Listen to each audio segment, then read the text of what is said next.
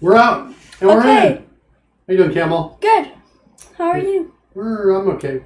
For some reason your video's running a little slower today, and I don't know why. I guess we'll just kind of get out of the close-up of the video, and we'll jump right into... What happened last time? Camel, you want to show us? Yes. So, last time we modeled, or I think the time before last time, we modeled the planets of the solar system. And we also modeled the sun, and we gave them the materials. So, we have Earth, Mars, Jupiter, Saturn, Uranus, Neptune, everything. And then we also added a zombie planet, which we made a lot bigger because, well, why not? And because there was new news, I think, about a supermassive black hole that just it didn't make sense how it was so big, basically. Yeah, and so we were reading that news, and we said, let's make a zombie planet. One thing that I'm noticing is interesting, zoom out just a little bit. Look at the light from the sun. It's only kind of hitting that front main part of it right there. Yes. I wonder if we take can we take the light inside the sun and we increase that? I want to see if it changes what we see about over here. I think we can. So there's the range. Oh, wait, no, I don't. Okay, so intensity, I don't know if we want to adjust intensity. I think the range is what we want to adjust. Range, okay. That's going to have a small amount. You might want to have larger impact. You might want to just go in there and edit it. Okay.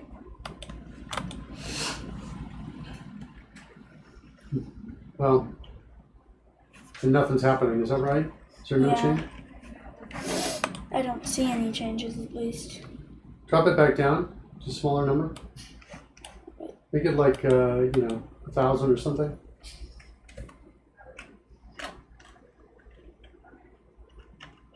Oh, yeah, just keep adding. Yeah, there you go. Just keep adding zeros to it. Sorry, I was trying to keep going. Ah. So it does have impact. I wonder if the distance of the sun. Can we grab the sun for a second? Grab the sun. Take the parenting control. No, the parent. And pull it back. But keep the view. I want to keep the view where we were, because I wonder if we're so close to the planet that it's not able. Yeah. Ah, that's it. Okay, that's what's going on. All right. So you probably want to drop that intensity back down so that the other planets look normal. Oh, right. Well, if we just stop playing, it all okay, everything goes back. You're right. Okay, forgot about that. So yeah. We might also want to take that zombie planet and put it much further away, because then we can see more of it. All right then. All right. Anyway, that's a possibility in terms of what we want to do. You don't have to do any of those things. What do you want to do, Campbell? Let's make them rotate like we were talking about before the show. We didn't have the planet rotate? All right, we'll do that. I just noticed the CodeRush overlay. The drone game is not loaded. Let me load that up. Some music in here. All right, what are we doing? I'm sorry, you want to make the planets rotate, is that right? Yes. Okay, so I'll just let you lead this. We'll see what we get. Is that cool? Okay. Or no? You don't have to. You can say, not cool. That is not cool, Dad. I was not expecting you to say that. You can also say, how about you lead this, Dad? You show us how to do this. Tell me what your thoughts are on the rotation. Let's start with that. Can we do that? Well, I know kind of what line of code we will use. I think that it is time.delta time or add torque time.delta time or something like that. Okay. It's using those two. So maybe a call to add torque to get the rotation. Yes, definitely. I'm going to go bring up the browser on my machine, and I just want to see, I'm going to look up Unity, C# rotations per second. I want to just kind of see what rotating an object by x degree every y seconds.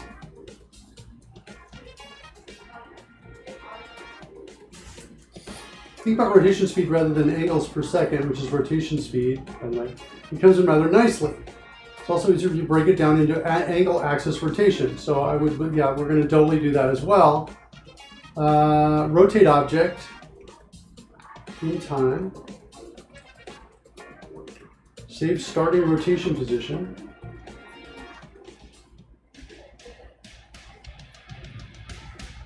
It's just changing the transform. So it's different from a torque. The torque is adding an actual force to it, which we can do. And we can kind of get a sense of relative rotation. But if we want to get an absolute rotation, we want to modify transform dot rotation. You see that line of code I have selected right there? I think that's what we need to do. And so we need to do some math to kind of figure out how much rotation, you know, how much time, that sort of thing. He's got to call this rotate object. He's got to, what's interesting here, start coroutine call right here, which I think basically says, look, just have this thing running all the time. And I don't think we need to do that. I think we're going to just, inside of our update, fixed update call, we'll do the calculation in fixed update. That's what I think we're going to do. Okay, that's kind of how I want to approach that. So how do we figure it out? Let's look at the data we have. Can we go back to your machine? Yes. Go to the data where go to the code where we're creating the planets. One of those parameters is the time it takes. If you look at, yeah, there you go. Spin time, Earth days. Look at the parameter spin time, Earth days. Up at the line 5. I see it. And then hit tap to next reference on that. It's also down here. Yeah, so now day spin time, how long does it take to create a day in Earth days? Yes. And here's what we've done. What's interesting about this is we take the spin time in Earth days and we multiply it by the Earth spin time, which is not 24 hours. The actual spin time, down to at least the nearest minute, is 23 hours and 56 minutes. Yes. See this line of code right here? From minutes, 23 times 60 plus 56. So the actual spin time on planet Earth is 23 hours, 56 minutes. Yes. So what we're getting now is actual Earth days is what we're kind of getting here, is this daytime spin Earth days. Right there. Right? Because in other words, this right here, total days, instead of giving us a 1, it's going to give us a 0.9 something is what it's going to give us in total days. Yes. It's going to be a fraction of a total day.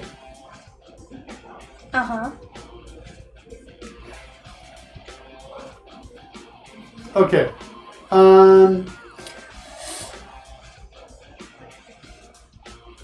So, tell me.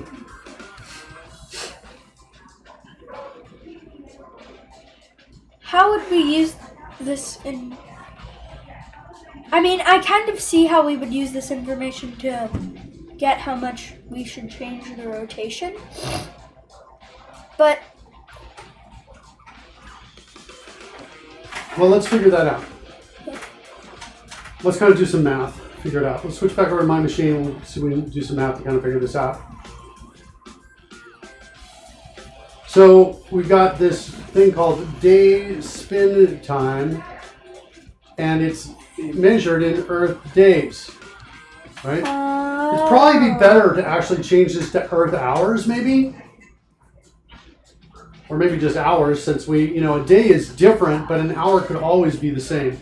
We know an hour is the same, you know what I mean? Yeah. So let's change it to daytime, the day spin time in hours.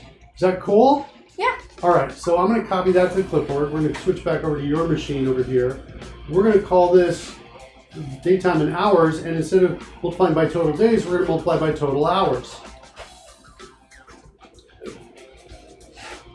Oops, and this was total time in days, I think, and I didn't do a rename in it. Okay, what was this called? We gotta do this. We gotta go back. Earth days.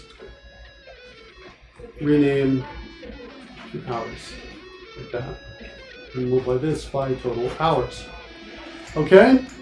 Back over my machine. So now we've got day, spin, time, and hours over here.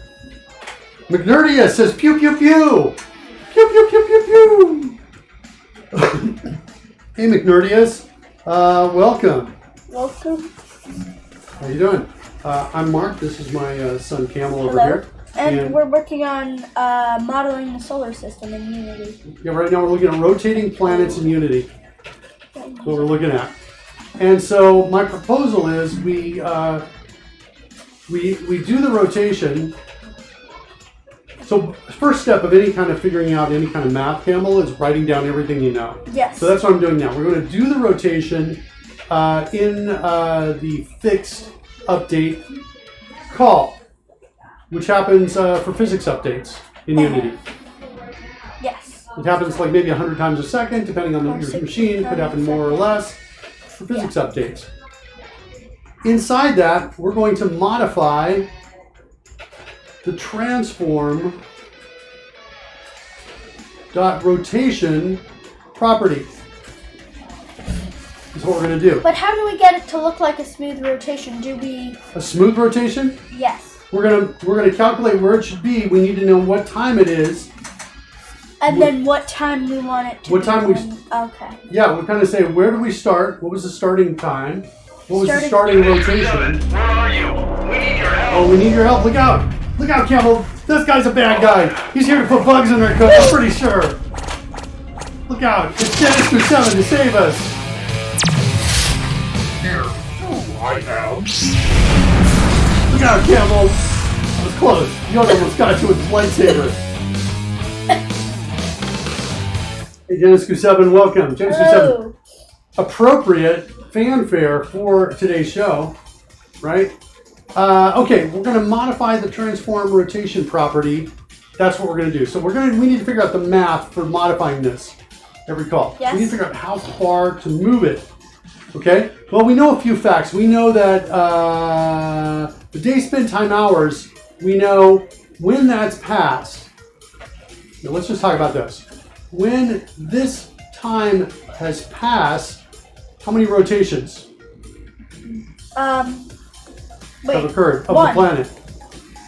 One, right? One rotation has occurred. Okay, so we're just writing down stuff we know, right? When 0 time has passed, how many rotations have occurred? None. 0 rotations. So we haven't even started. 0 rotations. Which means, I think we could say, when half of this time has passed, how many rotations do you think we've done? Half of a rotation. I'm going to say 1/2. So there seems to be a correlation between the percentage of this time that's passed and the percentage of the rotation. Yes, because the day spin time hours is just the time that it takes to spin around. Right. Now, what about when double this time has passed? How many 2 rotations have Okay, occurred. but what's its angle? What do you mean? Where the rotated angle around that axis, would it be 0 or would it be, 80 degrees or 90 Oh, degrees? it would be... Wait. It's gone twice. It would be 720. Let's talk about angle for a second. Let's go back Wow. to here. I'm going to reorder these a What second. is 0? I'm going to put these in order. When 0 time has passed, 0 rotations has occurred, and I'm going to say the angle is equal to 0 degrees. Cool with that? Yeah. You agree with that? Yep. All right. What's the angle when a half a rotation has occurred?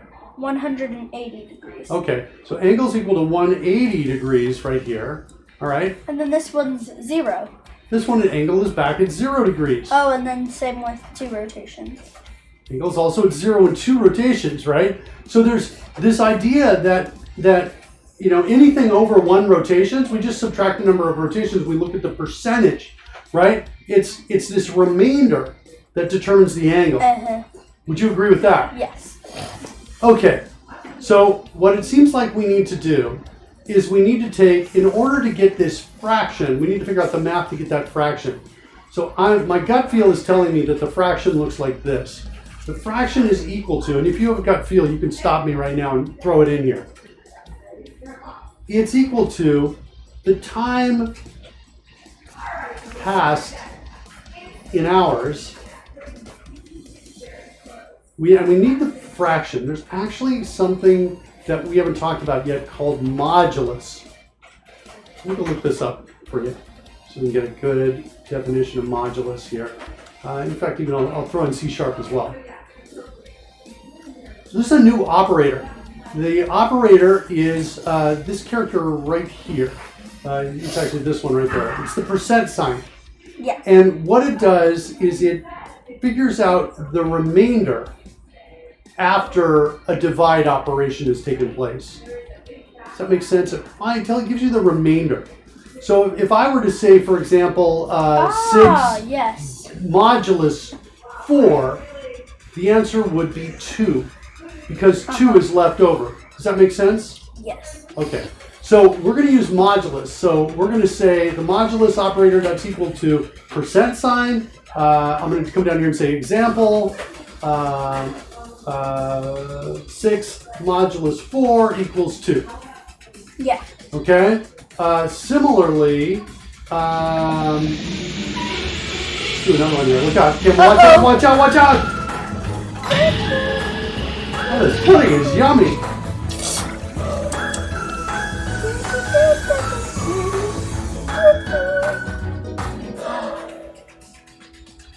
Similarly, 10 modulus 4 is equal to 2. Yes. Or an 11 modulus 4 is equal to 3. It's what the remainder is after I evenly divide out all the 4s from it. There's no KidzCode yesterday. Yeah, Campbell was on a hike, went on a kind of like a field trip hike to a waterfall here in Costa Rica. You want to talk to us about it? Yeah, it was pretty fun. There was one waterfall the main waterfall that we went to, and it was super tall. Yeah. It was, I think, I want to say 60 feet, but I have no clue. How many, like, one-story buildings stacked up would you estimate it to be? 3 or 4. 3 or 4. Okay. So about 10 or 12 times 3 or 4. So it's about 40 or 50 feet. Probably about like that. Something like that. Yeah. Then you're just going to ask, where's the pudding? There was pudding. You just missed it, Genesis 7. Okay. And anything exciting happen on that? No, not that I can remember right now. Campbell, you're totally frozen, buddy. Oh. I'm bummed. That's like, I'm really bummed about this. The Brio is suddenly, there you go. You got a little bit of motion coming in. Oh? Yeah. I don't understand why that's the case. It is sometimes happens, and I don't have a way around it. All right, so we need to use modulus. So the fraction. So what we need to do is we basically need to say how much time has passed since we started the game. Okay, in hours, because I'm working with hours here, right? Then I'm going to do modulus of the day spin time in hours. Wait. And that's going to give me my fraction well, it's almost a fraction. This is the remainder. But then if I take all of that, and so if I do the modulus first, this gives me the fraction of what, this kind of piece on top right here. Then if I divide it by the day spin in hours, that's going to give me the fraction. So now, how does the modulus work? So what it does is it says, okay, how many 4s go into 6? And it says 1. Then it says 1 times 4. Here, let's look at that. We're going to look at this on a new slide. How does modulus Makes a little more. work? I just want to give a full definitive chance for anybody watching this. So basically, if I say like 6 modulus 4, how does that work? So we ask first, how many times does 4 go into 6? And we say 1. Answer 1. Okay, then we say, okay, then we go do what's 1 times 4? And we say answer, it's 4. And then we say, okay, uh-oh, we got it. Okay, it's not good. We gotta know who's here. Ocular Malice is here. Hello, Ocular Malice. No, Ocular Malice. So then we say, what's 6 minus 4? And then we say answer is 2. And that's the modulus right there. That's how we get the modulus. And answer is 2. And this is the modulus. Now, let's change the numbers up here. So we got something bigger than this. Let's change it to 13, mod 4. How many times does 4 go into 13? And everywhere we saw 6, we're going to replace it with a 13 now. Okay? And so we're going to say, well, the answer is what? 3, right? Right, 'Cause 3. 4 goes into 12 3 times, and then... Yeah, what's 3 times 4? The answer is 12. What's 13 minus 12? The answer is 1. So the modulus is 1. Notice that if I take my modulus, right, and I divide by my denominator, we get the fraction, right, whatever that is. So here we would get what? We would get 1/4, right, for this, which means the answer to, notice the answer to 13 divided by 4 is equal to this plus this. It's equal to 3.25. Right? Okay. So another way of looking at the modulus is shave this thing off right here, everything up to the decimal point. Just give me that. Does that make sense? Yes. Yeah. So it's it's kind of like that actually. It's not entirely true. It's take this off, then multiply it by whatever you're dividing by. That's another way of looking at the modulus. Where did the 1 times whatever the previous answer was go? That left, this one left because this corresponds to this. So before, when we had 4 going into 6 once, we asked what's 1 times that answer, right? So modulus is related to the fraction, and it's related by the denominator. So you're either dividing by it or multiplying by it to get the modulus. Okay. That's kind of what's going on. So the modulus is really useful. It's like saying, what's the remainder? It's kind of like saying, what's the remainder? So we're going to go up here. We're going to take our remainder, and we're going to divide it by the total spin time, and that should give us our fraction. We got our fraction. Then we're going to say our degrees is going to be equal to our fraction times 360. And that's going to tell us where the planet should be as it rotates. Does that make sense? Yes, it does. A little bit, maybe? All right. So, all right, let's go look at the code. Switching back over to your machine. We need a fixed update. Not in here in game logic. We need a reference to the planet. The planets we create.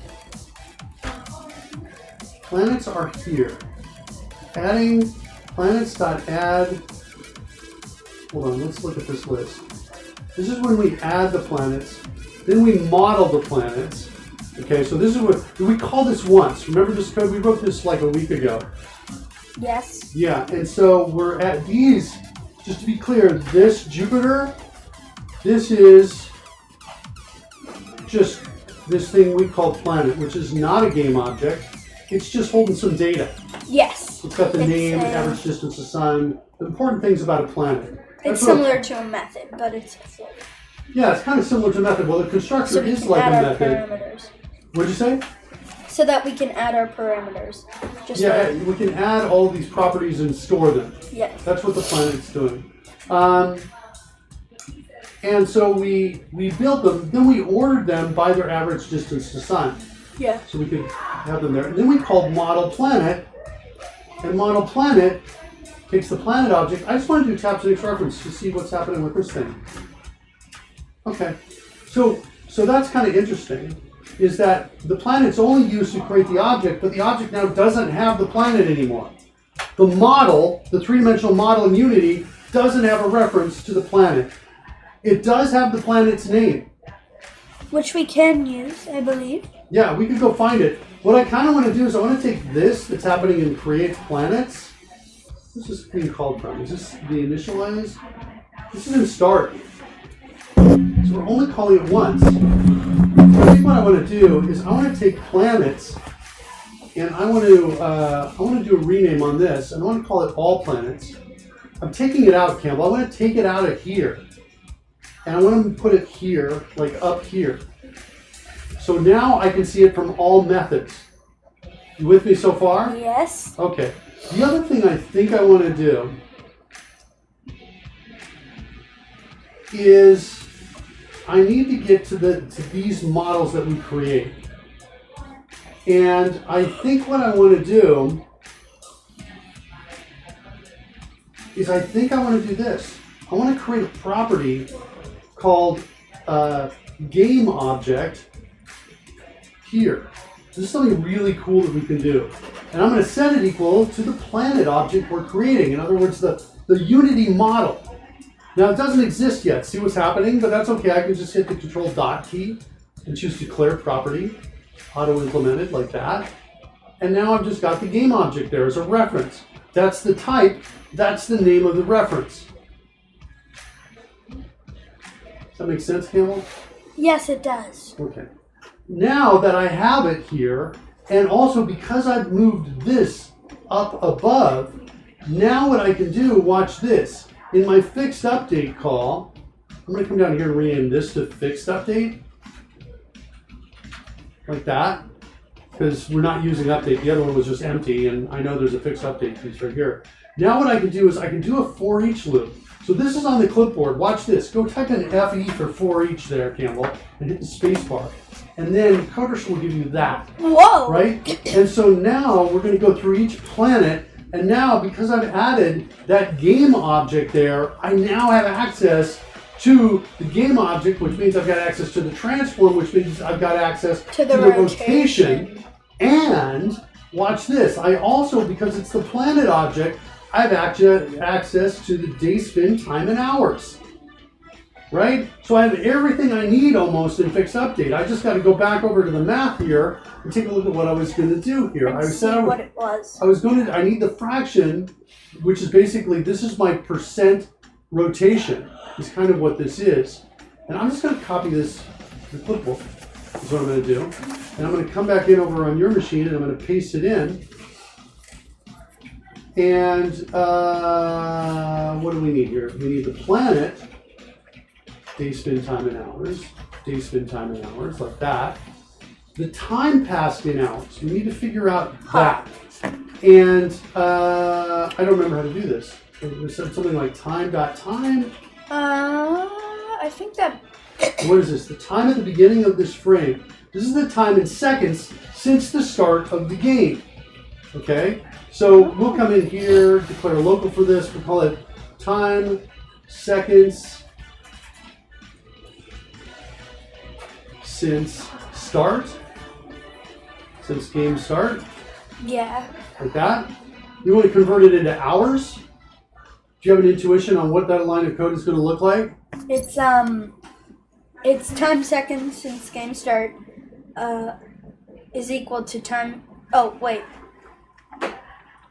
Wait, is there a plus equals but for division? Yes, there is. Got a pro tip coming in here from Ocular Malice. Pro tip, Ocular Malice's pro tip says, update is called every frame. Late update is called after all update methods are done. Fixed update is called by the physics engine in fixed intervals. So that's kind of what we're playing with, because we're talking about the positioning of things. What we learned in one of the Unity training videos Campbell and I watched is that that fixed update is where positioning and rotation, transform, modification should occur, and that's kind of what we're doing there. So I didn't know about late update though, and fixed up. I didn't know about late update. So late update would happen after every object's been updated, it sounds like. That's kind of cool. So game seconds Is this a start- thing? Yeah, that's the thing. Really? Mm-hmm. Okay. Good. Is equal to itself divided by, 60, right? let's see, if that's in seconds, then that's what you've now created is going to be in what? In hours. I'm going to say no to that. Hold on, backspace that 60 right there for a second. Oh wait, no, not period. I want you to get hit the code rush key here. No, go ahead and keep the 60 there. Oh. Let me hit the code rush key and choose, wait, let's do this actually. Hold on one second. Let me grab this a second. Let me get the mouse a second. I want to change 60. What is 60? 60 is a constant, right? Let's create a new constant. And we're going to call it how many seconds per minute. How many seconds in a minute? Oh, right. I forgot about that. That's it in minutes. Which means we're going to divide equal by this. And we want to create a new float here, which is going to be time in minutes since game start. Something like that. Right? And that's equal to this. Well, that's equal to that. Like that. Right? Because I don't want to change units. If the variable name has seconds, I don't want to change units in it. Yeah. Does that make sense? Or no? Yes, it does. If you have questions on that, ask them. All right, so we got it to minutes, but we need time in hours.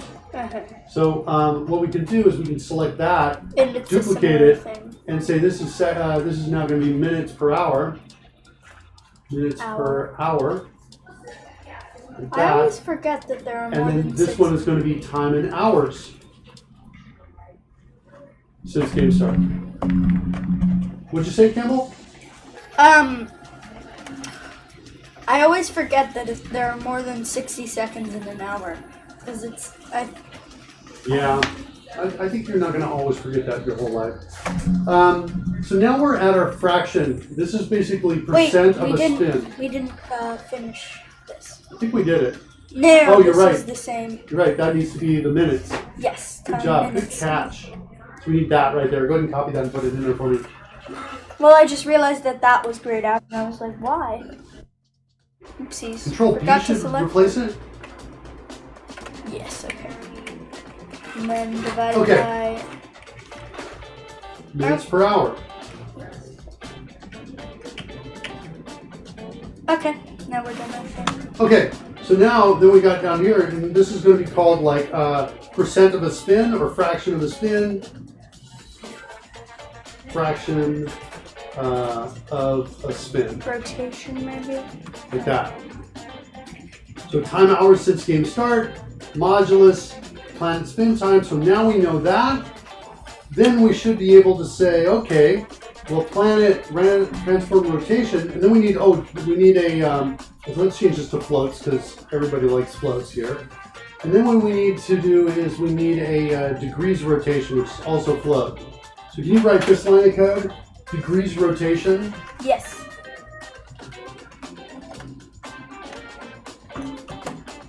Oops, no space. Rotation, and then I realized I had made a mistake. Control left arrow gets you there quickly. Practice that control left arrow and control right arrow to get to the beginning and ending of a word. Okay. That'll definitely be your friend. What's degrees rotation equal to? Degrees rotation is equal to... Wait. Oh, should I set it equal to something on Does the new Unity line? use degrees in terms of rotation? Can we go look at the Unity a second, try rotating a planet? Yeah, it does. If we set 180, It does. I does. think so.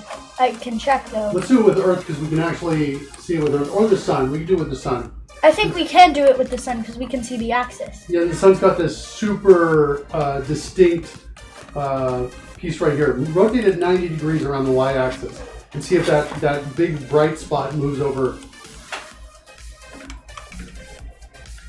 Yeah, Yeah. make it negative 90. Because look, we can The see. little one moved into that spot. Make it negative 90 or 270. Yeah, theirs looks like the big one. Make it negative 45.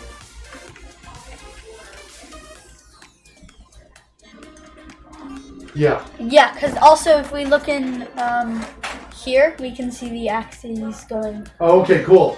Good job, Campbell, spotting that. All right, change it back to 0. Oh wait, no, not -0. Looks like that Z rotation could be 0 too up there to the sun. Looks like that got set to 0.42 something.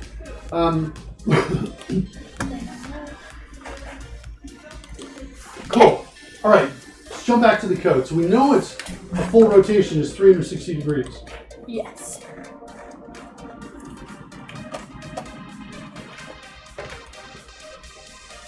So wait, for degrees rotation, is it, are we using, what are we trying to declare this as? As how many degrees are in one rotation, or as how many degrees we've rotated? This is how many degrees it has rotated. Yes, okay. I'm curious as to why we have the red squiggly underlines above. Double to float. Okay, so go to the beginning of that line right there. I'm sorry, with the beginning of the expression, meaning the paren right there. Go to the left of that. And then CF? Right, to cast the float. Perfect. What's my problem there? Divided by day spin time in hours. Oh, day spin time in hours is a double. So you need it in front of the word planet.dayspin hours, day spin time hours. Wait, sorry, what? Oh, planet. Day spin time hours is a double. On the oh yeah, you need it there too. I didn't see that. You know what? Let's do this. Wait, let's do this. Here's the best way to do it. I think do this. Hit selection increase for me. Sorry. It's a plus, big plus. That's what I was trying, but that didn't work. So There we go. I had to No, I just think Control it didn't W. have. Try it again. Plus key. Yeah. Go all the way to the top. All the way. I mean, all the way. So this. Keep going. So the whole selection on the right. The whole expression on the right selected. There. Now hit the paren key. I want to see if you have the selection embedding turned on. Hit any paren key. Okay. Undo. I'm going to turn this on for you. Come on. Let me go here.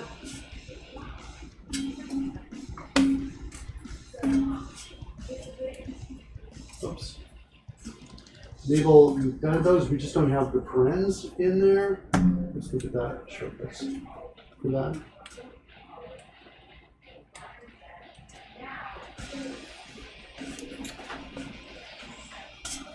These are CodeRush shortcuts. Here we go. These are disabled right here. You can enable these. And it's basically, the reason they're disabled is because different keyboards have the paren keys over other keys. And so these are if you've got US keyboard, which you do. So now that we've done that, shift 1 though? Oh, that's not parens. Okay, cool. So here's what you've now gained with this feature. Watch. If I selection increase this and hit a paren key, it wraps the parens around it. If I hit the right paren key, it puts the caret on the right. See that like that? If I hit the left paren key, it puts the caret on the left.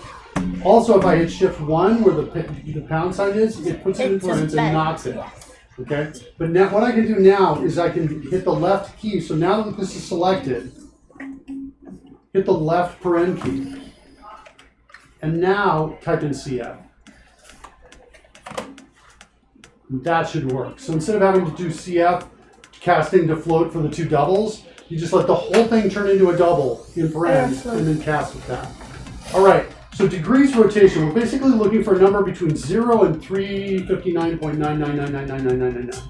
That's what we're looking for. Our fraction is going to be between 0 and 0.999999999. That's what it should be. Yes. Because I've got the mod. See, the mod right here is going to tell me, it's going to tell me what the remainder is, right? The remainder is always less than this. Because if it was greater than that, then it wouldn't be, it'd be something different. I could get another one of those into what I'm dividing by, the piece I'm dividing, I mean. Okay, so that fraction is good. That's going to be a number between 0 and 1, never be 1, always less than 1. 3 degrees of rotation will be between 0 and 360, always less than 360. Yes. What is the equation down there in line 106? Can you figure that out? Do you want a reminder? Should Should I turn it into a percentage of the rotation and then take the percentage of the fraction that it's gone through, or no? You've already got this. That's the fraction of a spin is your essentially like a percentage. It's a percentage of your spin. But it's represented as a number between 0 and 1. Yes. Because remember, think about it. 100% is equal to 1.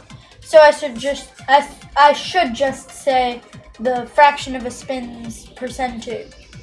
You want to rename that? Is what you're suggesting? No, I'm not saying I rename it.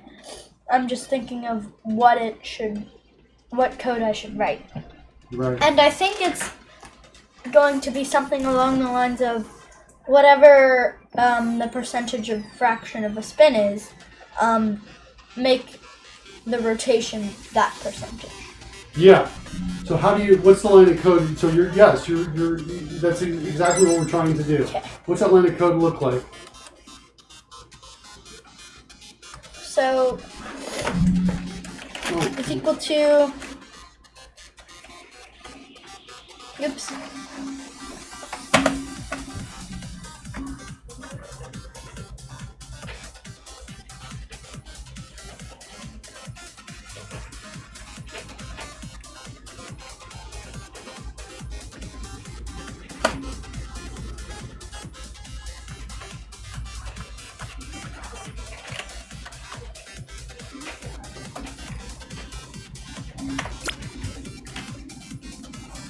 I agree with that.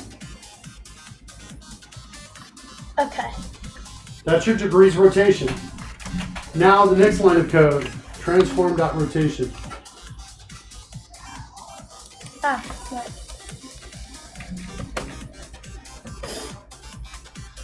And I think you're going to have to create a new vector 3 here.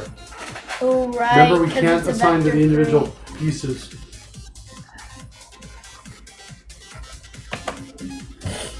Oh, it's quaternion. Sorry, it's not a vector 3. Go back. Look at it was suggesting.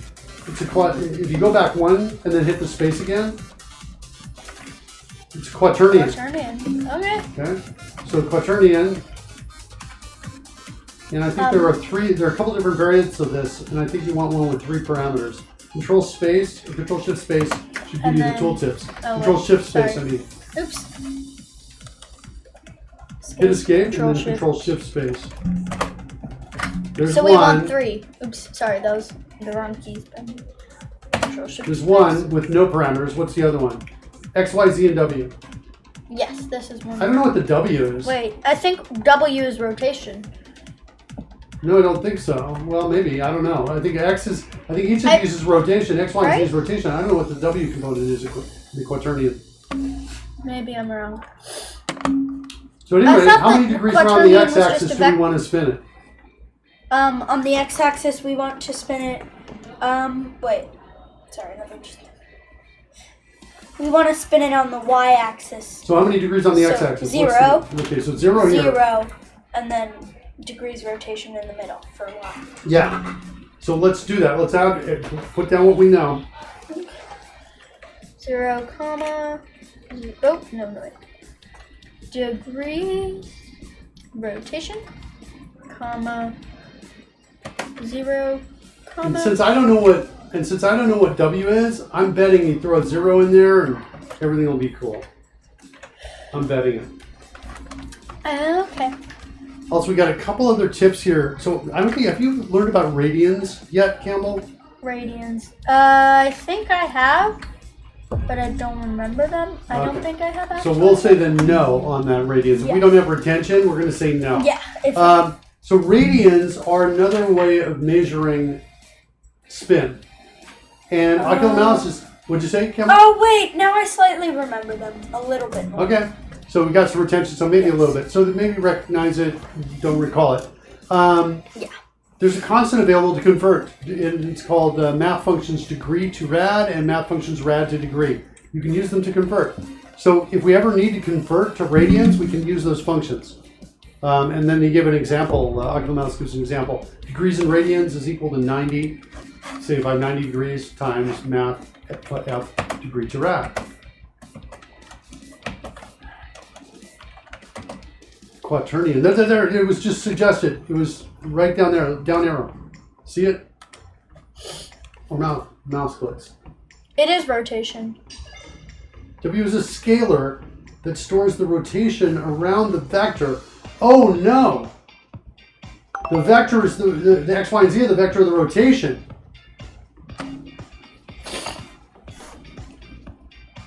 Yeah, pudding's also coming in with ways of converting as well.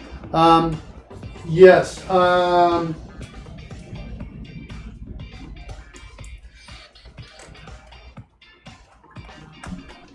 So the x, y, and z are the axis of the rotation. So my reading of this, Campbell, means that the code change, switch back over to the editor, that the code change now looks like this. This becomes a 1, and that becomes this. Degrees rotation. Because we're rotating around that degree, Yes, we're that rotating vector going around up. y, and then the W is just saying how much we're rotating. Yeah. Okay. So maybe if that's true, maybe that's going to work. The only thing I'm worried about is we're not going to be able to see the rotation. We won't be able to visualize it because time is spinning in actual time. It's just We're going to need an accelerator. okay. Is what we're going to need. And so what I want to do is I want to Create a new float. yeah, you can create something up here. Create an accelerator if you want. Okay. We could also bind it to keystrokes that change the value too if you want to do that. I don't know. That sounds interesting to you. I guess we could do that. And basically, But then also we could. I feel like the easiest way would to be make a float and then edit it, and then after we have the float, bind it to keystrokes. yeah, Pudding comes in with the exact same answer as what we just concluded, by the way. Pudding says it's an XYZ vector and a rotation around that specified 3D vector. Yeah. Got it. It makes sense. I think we did it right in our code. So code, I think, is right. And is the W, is the rotation in that W in degrees? Can we do one more check? Or do we see that, Campbell, when you looked it up in the help? Is it in degrees? It doesn't say. Okay, she's equal to cosine of theta divided by 2. Wait. Octal analysis coming in with something. Let's read what he's saying here. If you want to set the rotation around a specific axis, assign rotation with quaternion angle axis 30, comma, okay, vector up. This is 30 degrees around the y-axis. I like that. See that, Campbell? It's quaternion.angle axis. It looks like it's a static method, angle axis, on quaternion that builds and returns a new quaternion set up like that. So let's do that in a second. Okay. Let's change the code to look more like that. So let's go down to where that code is. And instead of doing this bit, let's comment out this whole line of code if we could. So we keep it. I just want to keep it to compare it. Wait, sorry. You can duplicate it if you want. Boop, boop. Shift enter. Home. Boop, boop. Okay. And so It now was we're going to, instead of saying quaternion new quaternion, get rid of the new, because we're not creating a new instance of it, and then call just quaternion dot, and I bet you're going to find angle axis in there. There it is. Yeah, right there. Sweet. And Angle so now we're going to axis. pass in degrees rotation as the first parameter, and vector 3 up as the second. You got the insert key is on. Oh, That means you're in override mode. The insert key's still on. Hit the insert key. You know where that is? It's above the T. sorry, wait, I'm trying to use the one on the numpad. No. but It's that's the not other it. one Yeah. that's been hit. It's still there. You go. Looks like you got it. Yes, I think. I did. Okay. So degrees rotation, comma, and then Control Shift right arrow. We'll get those quickly. Control Shift right arrow, right arrow. Hold the Control and Shift key down. There you go. Keep going all the way. One more time. There you go. Wait, one more time. Sorry. Control Shift right arrow. There you go. Got it. And then vector 3 dot up or something like that. Wait, can you bring in the... Yeah, it's vector 3 dot up.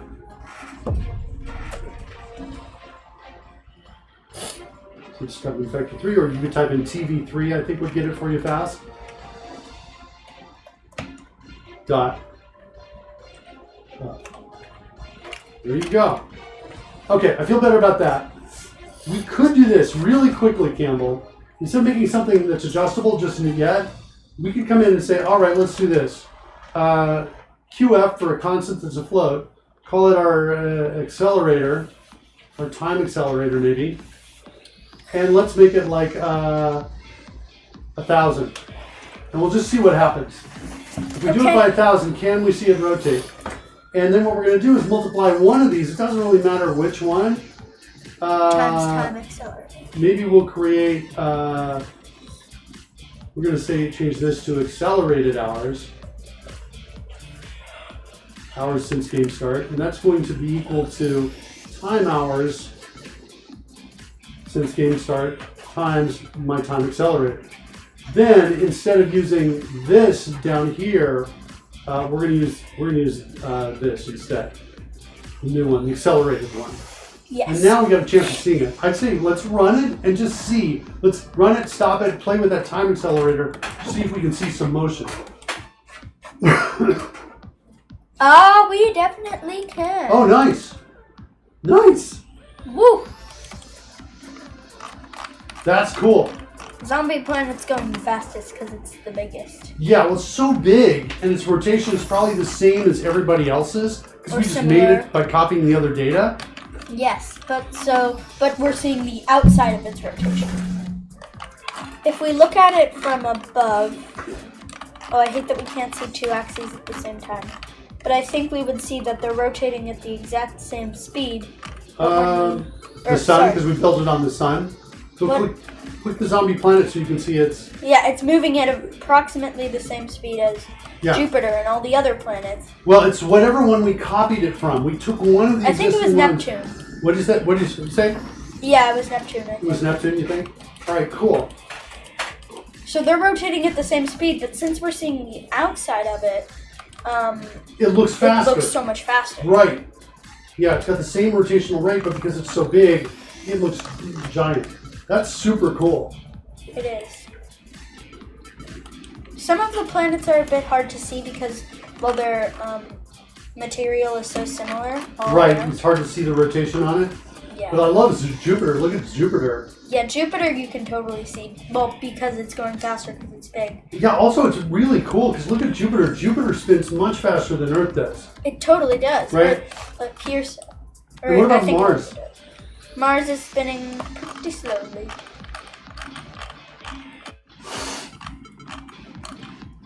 So yeah, Mars. Wait, I'm gonna just.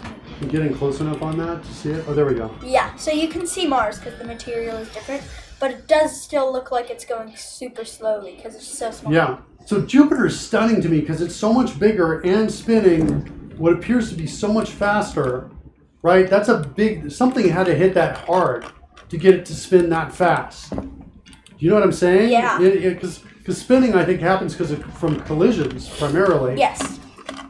And then, yeah, pretty much. That had to be something giant that hit it a long time ago. That's my take on that. We could also modify the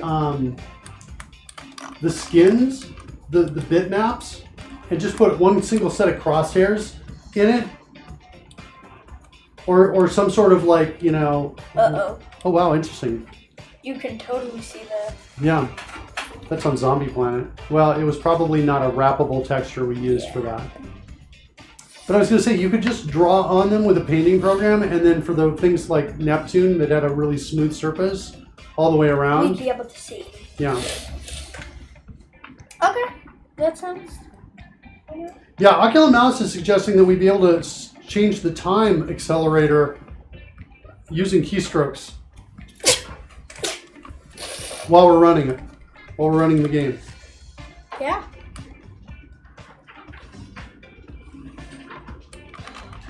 Thanks, Oculus Mouse, for that angle axis suggestion. That was huge. That's easy to use. I really like it a lot. It's great. So I don't know. We got a couple ideas here, Campbell. What do we want to do with the remaining? We got another hour for the show. We should probably work on binding it to keystrokes.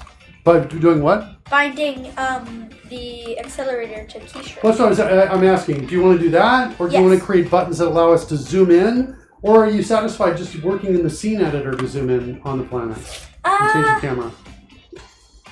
Because we were also talking about having buttons to give us a camera angle of individual pieces. A perfect camera. The other thing I kind of want to play with, not for today's show, but maybe going forward if we want to, is being able to take two planets side by side. We pick what planets they're going to compare.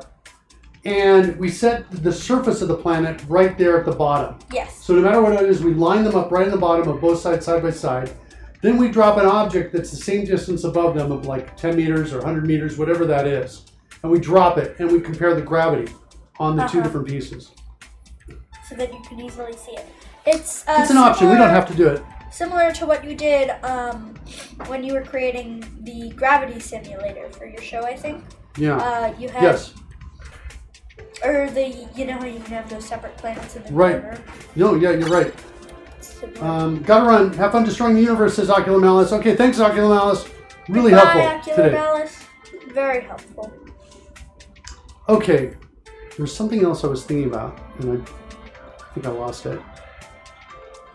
Oh, well, we were also talking about maybe having the stats of the planet show somewhere like above the planet. I was thinking that we might do that when we click the buttons to zoom in on the planet. Oh, that's cool. Where we have the stats up there. Can you do something for me? Can you check out Mercury? I'm trying to remember if Mercury has a spin or not. And I think it doesn't have a spin, or it's very slow. Yeah, look at that. Mercury has no spin, I think. No, it has.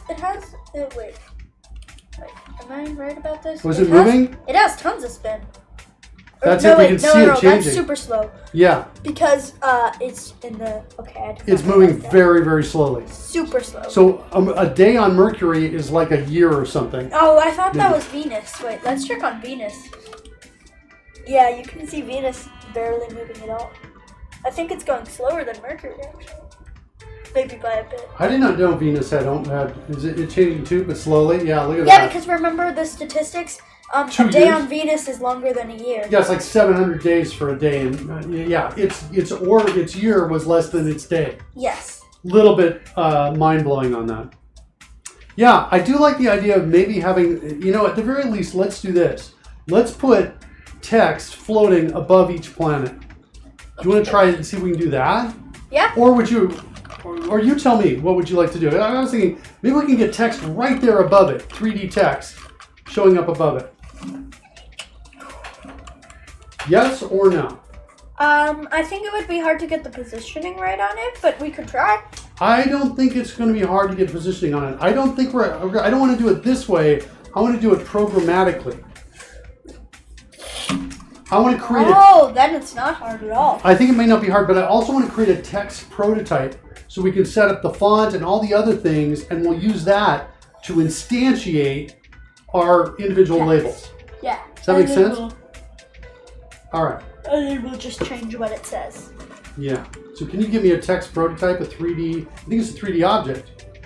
Well, are you in UI? I can't tell. Looks like I was in UI. Yeah, I don't think you want to be in UI. I think you want to go to 3D text there, or Text Mesh Pro.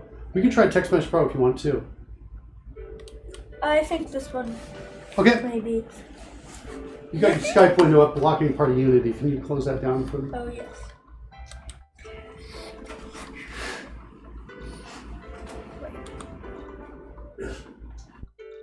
Okay.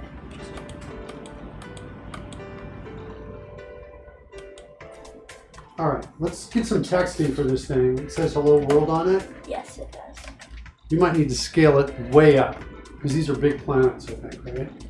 Oh right, they're huge. Text prototype. Try setting scale to 1,000 tab, 1,000 tab. 1, 2, 3.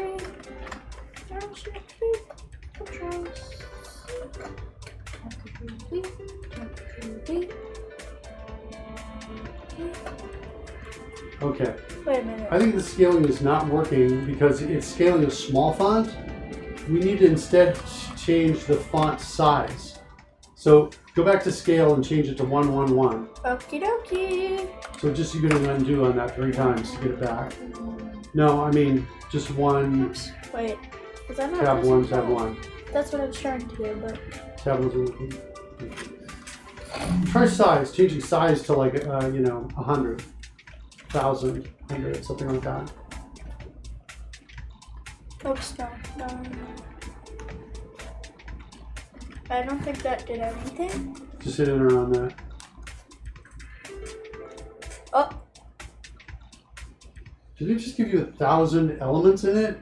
Okay. Oh, that's size of the materials. Change it back to 1. okay. My bad. 1. My bad. There. Okay. That Is there was- another scaling? Character Font size. Down at the bottom, there's a font size, but it's 0. What is going on with that? 1, 2, 3.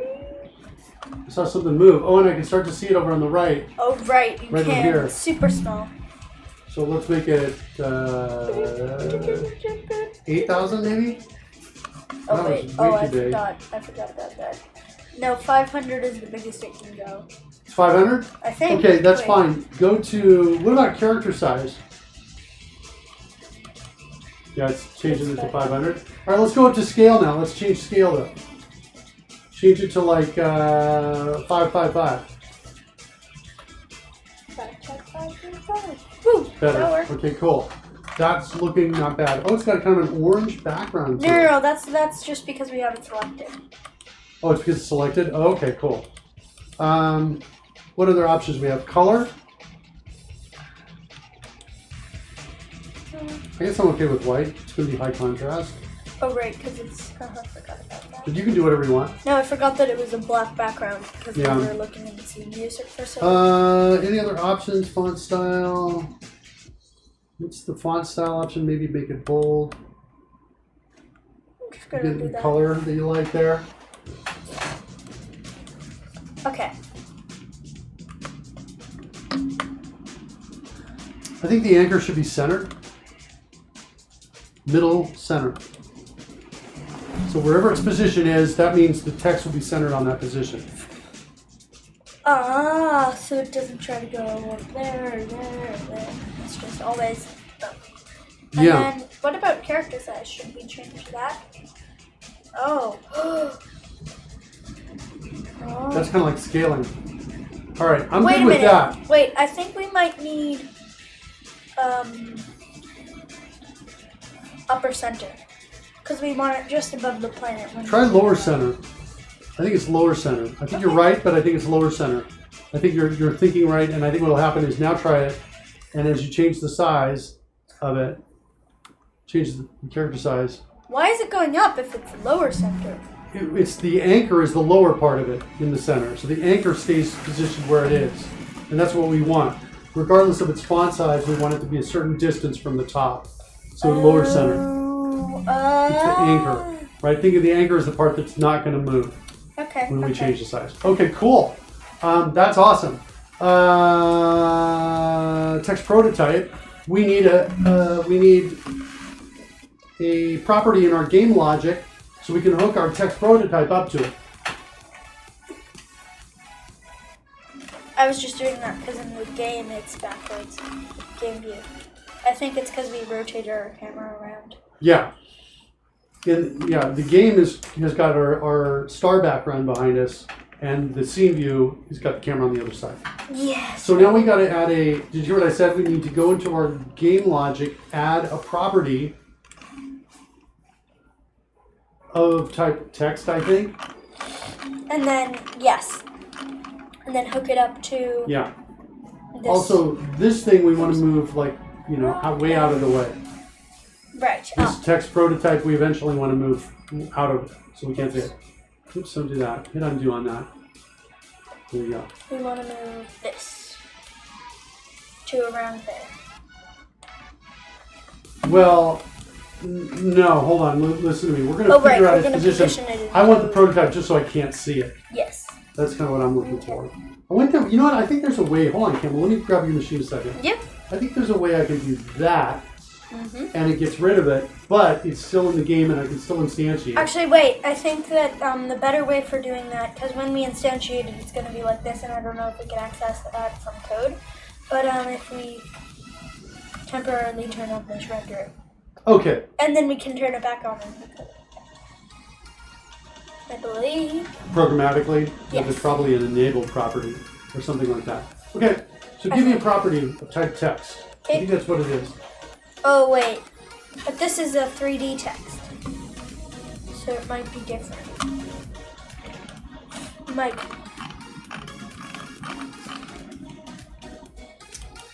Yeah, you might be right. Okay, so variable type text. Oh no, not good. Did we make a shortcut or no? I did. think we did. I Okay. don't think we have a shortcut for it. So oh wait, I have an idea. Bloop, bloop, bloop. Oopsies. Semicolon. Wait. Sorry, I don't know why I did that.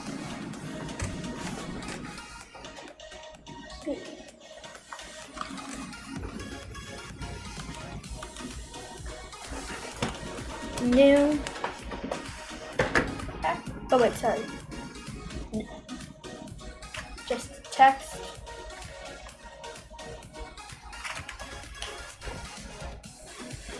I'm totally forgetting how to do this.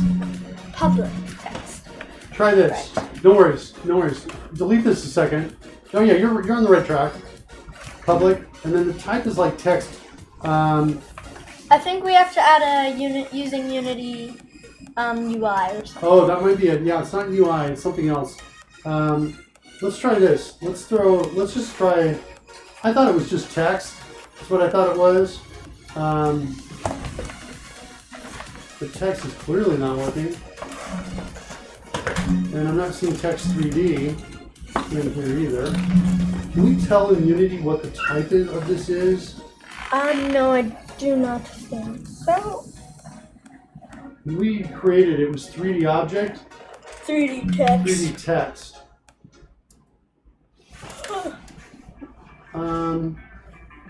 Here's what we can do.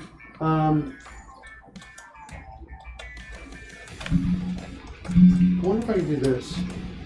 Just for now, set it the wrong type. And then see if Unity brings it up. Then drag it in. If Unity gives it to me as an option. And then in the code it will say wrong type. Yeah, it doesn't let me do it though. I could do this, float. Float it would give me. So give it the wrong type and then drag it in. There. Now drag it in We can't. and see what the error is. We can't. It's a I don't float. need it. So I think if we do a game object. All right, let me look it up. I'm just going to look it up on... Sorry, go ahead. I think if we do it, make it a game object. Yeah, I can certainly do that, but I want it to be... Is 3D text in Unity. I'm asking the question, what type is 3D text in Unity?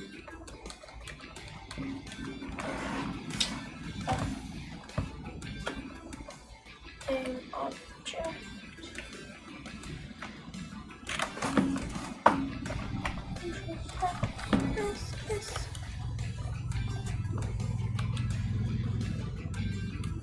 Actually, I think game object is right. Yeah, but we can... How do we set its properties then? We just access the property. We say, Get component on it? yeah. That's what I think. Okay. All right. I think that can work. I think you're right. I just think there's also a better way. I think the text is actually... Can I just try one more thing? I want to come over here because I'm really remembering text. And I want to see what happens if We're using 3D text, not UI text. Right. Yeah, so here it says use unityengine.ui. So you're right. But we can't have something that starts with a number. I can't have like 3D text. Maybe there's a text 3D.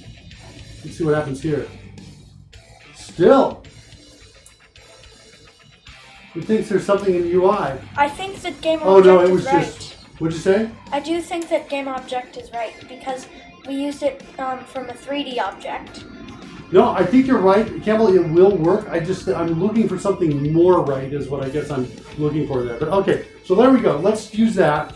We're going to do game object of text. Text prototype, maybe we should call it. Yeah. So you were saying I'm completely forgetting how to do this, right? I want you to step back, look at this, remember. No, I was forgetting how to write the code for a. Oh, is that what it was? Okay. Yeah, because I am often using just Okay. Code Rush. Okay, so a couple ways to answer that question, right? You've got the best way is duplicate line, right? Yeah, I was trying to do that, but we were trying to get a text, so. Duplicate line still works for Dill in terms of speed, right? You can come in here like yeah, this, I guess, but and then come in there and just say text, like that. I was gonna try that, but then Okay. I did it wrong. Just trying to help with helping you remember that for next time. Okay, so there's our text prototype. Where are we going to use the text prototype? We are going to use the text prototype in, You can also say, I don't know. What would you expect me to know all the answers to questions, Dad? I think we should just do it, in start. And then have it automatically always above whatever planet it is. So look in start, and where would you put it in start? Where would I put it in start? I would probably put it in. So by the way, if you're not sure, like I'm not sure a lot of the times, and somebody says, where are we going to put it? Or I ask myself, where am I going to put it?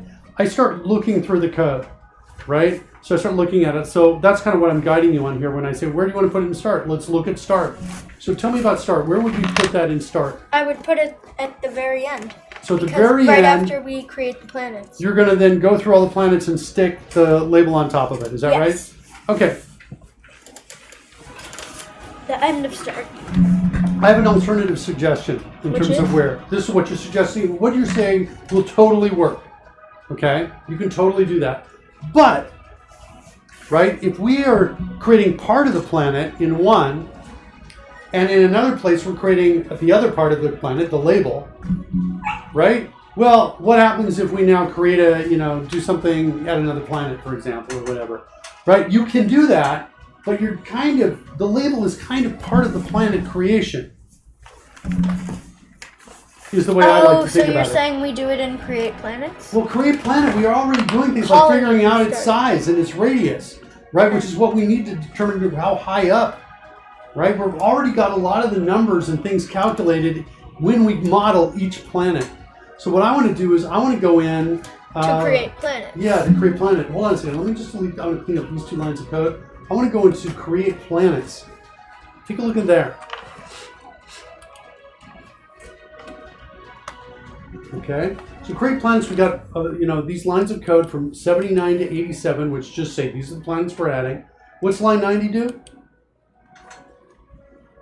90, it orders the planets in terms of average distance to sun. Right. Then converts it to a list, and then it takes that result and assigns it right back into all planets. So I've got a list of something, I call order by and to list, that gives me a result. Not yet changing the order yet of this. So if I give you a bunch of letters, and I give them to you in a bucket, and I called order by to list on it, it would give me a second bucket back.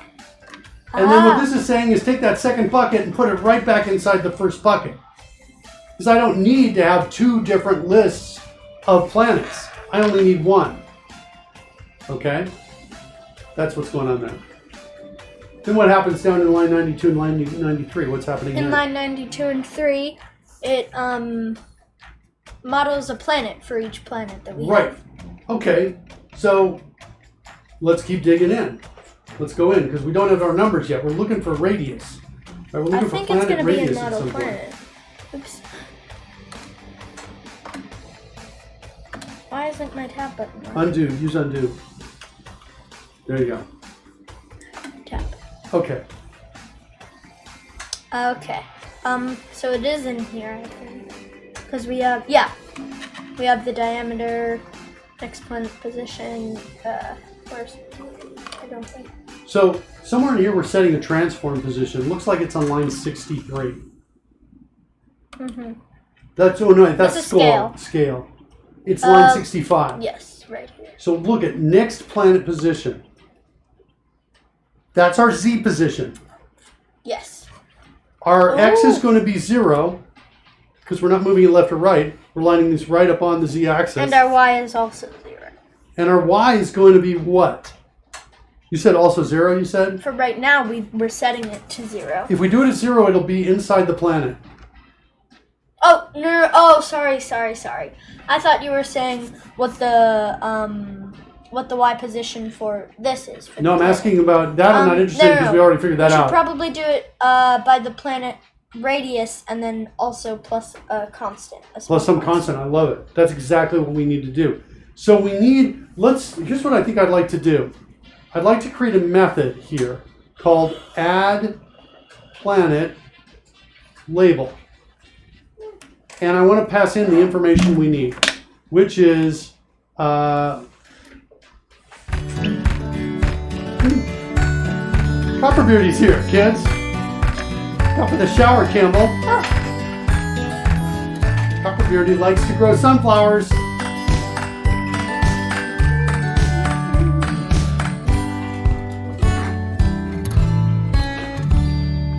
Copper Beauty is in the house.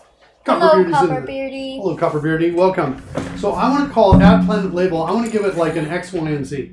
We say the X is going to be 0. We know that. The Y is going to be planet dot diameter UU I divided think we by have 2. a radius. Oh, cool. I think maybe. A radius, I'm not seeing it. maybe not. But we can add it. Let's add it. Okay. So let's go find this. We're going to go into that. Copperbeard's got 12 that grow 6 feet away from him right now. 12 Huh? sunflowers. That Wow. is awesome. Cool. Okay, so we have diameter UU. So UU is our unity units. And I'm just going to select that, duplicate it, and I'm going to call this radius UU. And I'm going to return diameter UU. Divided by 2. Yeah, exactly. Divided by 2. Now I've got a radius UU. So easy, right? This is a property. It's easy to read. It's got a getter on it, Campbell. It can sometimes have a setter, and they allow you to execute code when you're accessing a variable or setting a variable. Like a method, but in a variable. Exactly. So you could make something that flashed a light every time a variable changed, for example. Yeah. Okay. So now back over here, we're going to call planet.radius UU plus some offset. Well, I'm not even going to say an offset here. Maybe we'll put that as a constant inside our add planet label function. And then the Z position is going to be next planet position. Now, I'm putting it here because I know that next planet position is valid right there. Look what happens, though, on line 68. We change it. If I took add planet label and put it down over here, we'd have problems because it would not be lined up. So I got to do it before we change next planet position. Okay? Now, what I'd like you to do is go ahead and go in here and try writing some code here for add planet label. See if you can figure this out. We're passing in the X, Y, and Z. So do you know how to declare a method that hasn't been declared yet? Yes. Okay, so do that. Start with that.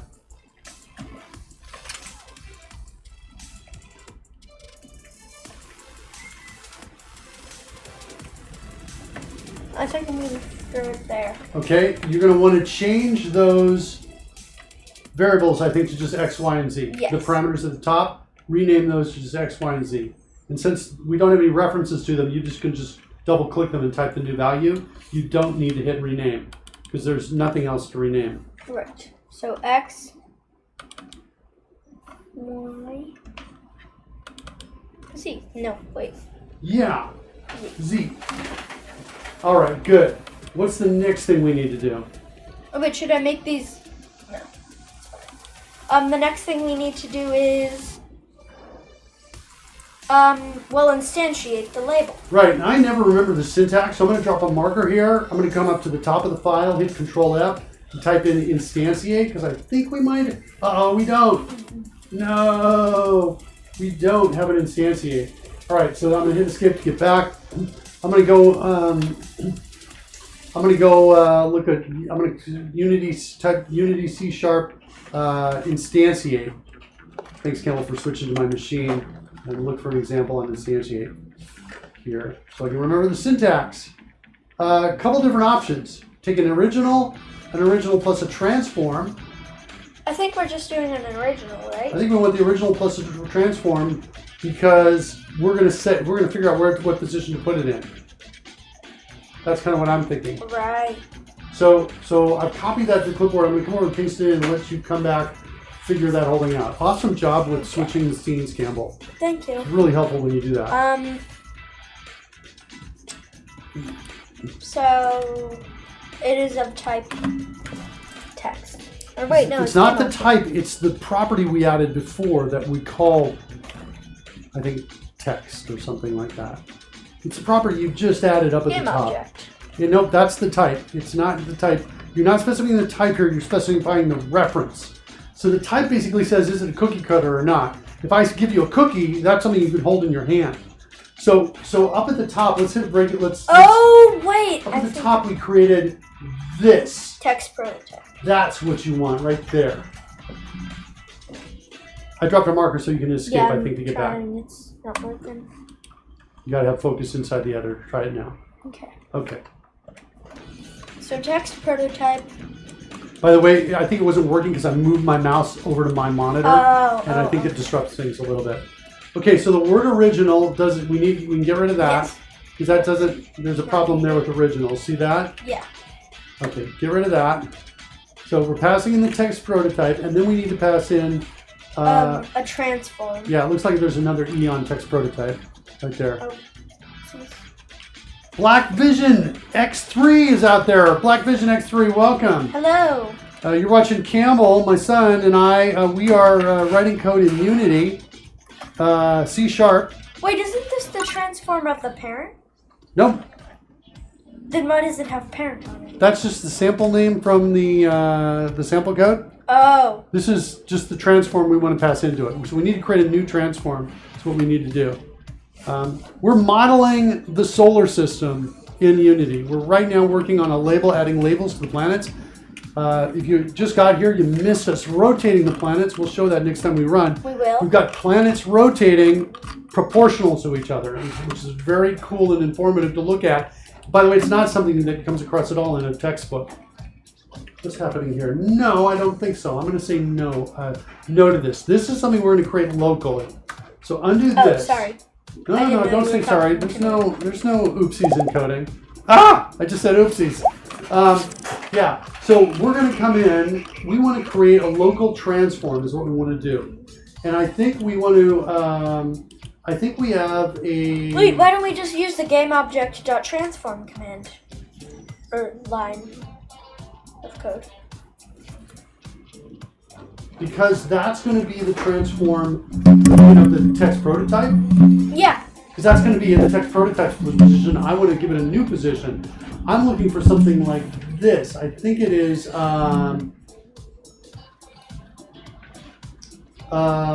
hold on.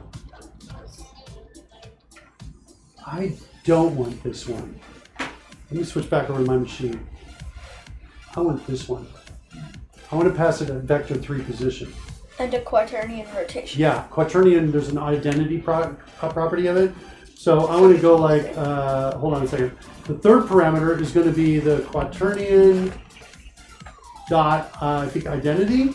There it is right there, which means it's no rotation at all. Now we need to figure out what this is. This is going to be our position. And I'm going to do this. This is what I'm going to do. I'm going to come in here and say, let's declare it. So this is of type vector 3. So I'm going to type in v for variable and then v3, my shortcut for vector 3, the position, and I'm going to say that's equal to, and you finish this line of code. Position is equal to... Coverbeard says, I was listening to Carl Sagan's Cosmos this morning.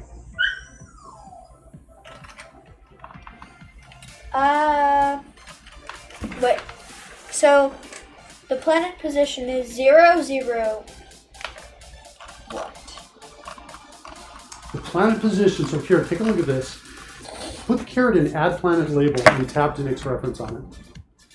Wait, Put the caret on line 98 and add no, planet not alt label. delete. Wait, did that do anything? No. Alt home. Okay.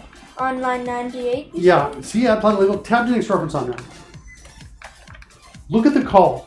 We're passing in 3 variables. 0, the 0, planet radius, and the next planet position. and the next planet position.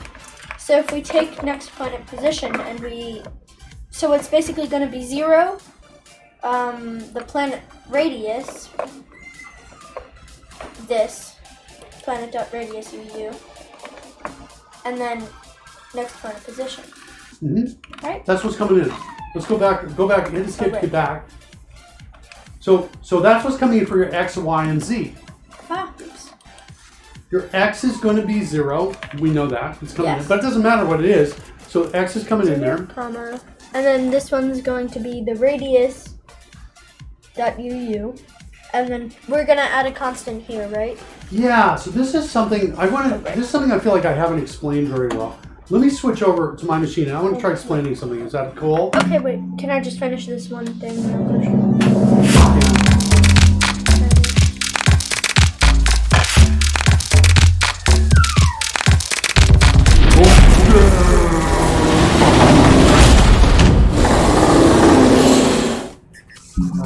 Let's watch you finish that up. Okay, so planet radius, comma, next planet position. Okay, so let's grab this for a second. I'm going to grab this and I'm going to copy that to clipboard and I'm going to talk about, because this is something that I feel like I really need to explain better. And it's the idea of method calls versus method declarations. It's kind of like what's happening. It's kind of what I'm trying to do. So I've just taken this. Turn that off for a second. All right, so that's kind of what the code looks like right now. Meanwhile, in some other method far, far away, I've got a call to add planet label. And I'm passing in 0, comma, like probably planet.radius UU.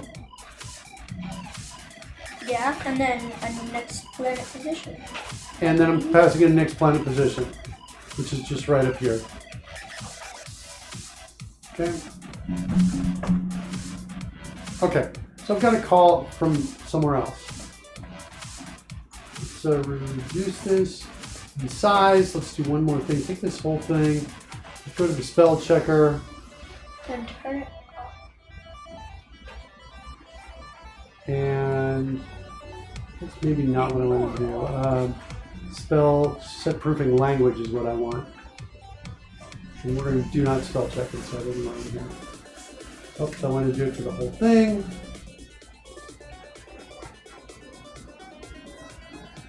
Okay, there we go. All right. So this is our method. This is our call. Yes. A call is like kind of like filling up cups. So imagine I've got 3 cups right here. 1, 2, 3.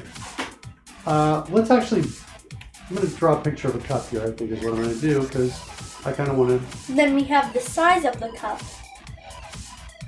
which is, I think, when we declare, or wait, sorry. Yeah, when we, in the declaration, we decide the size of the cup, and then when we call, we decide what's going in the cup. Yeah, let me do How much is going in. Yeah, kind of exactly like that. Let's go into the fill on this. Gradient, more gradients. I want to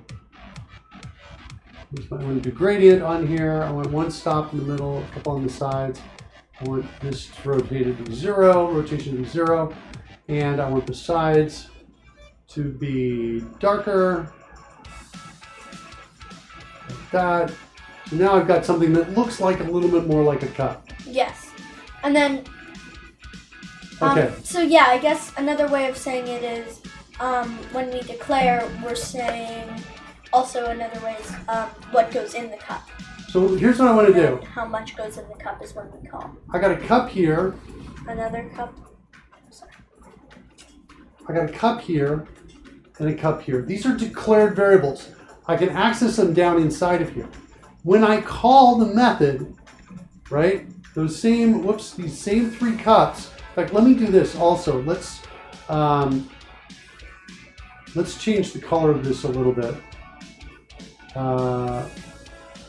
Let's do that there. That one's going to have a red background, and this one will have a purple background. Okay, so I got 3 cups. 1, 2, 3, like that. Okay. When I call, I'm taking the values and essentially popping them into those same 3 cups. Okay, when I call the method. So this 0 goes in like this to that cup. Yes. Like that. That 0 goes inside.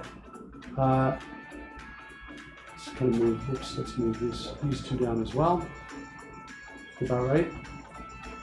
Planet radius goes inside the red cup. Next planet position goes inside the purple cup. Yes. Okay.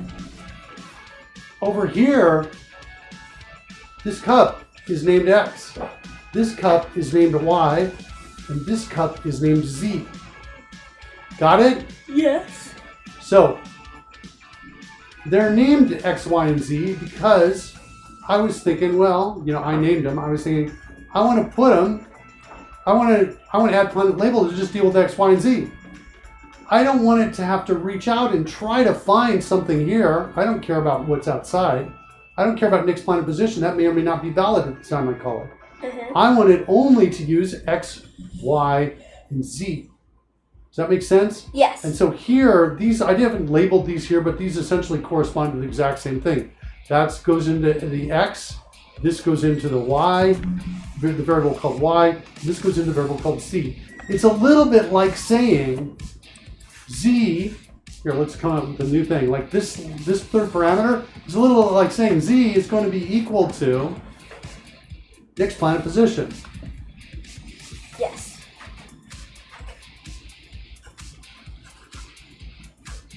Okay? Does that make sense? So the whole point when I'm looking at this, and I'm inside here, these 2 lines of code inside this, between these braces, if I'm in any code between the braces, all I'm caring about really are these for the most part. Right? What are those things being passed in? That's what I should be looking at. There might be things defined up here that I know about, like notice you could get next planet position. We go to your machine, look at this. Next planet position, oh, we can find it because it's a field variable. But planet we don't know about from here. Oh wait, oopsies, I made a mistake with this. It's planet.radius UU. But planet, it doesn't know. You're getting the red underline on planet. You're trying to get the data we already put into Y. Look back at my machine. Look at the call. We put, it's a little bit, oh here, let me move it up just a little bit.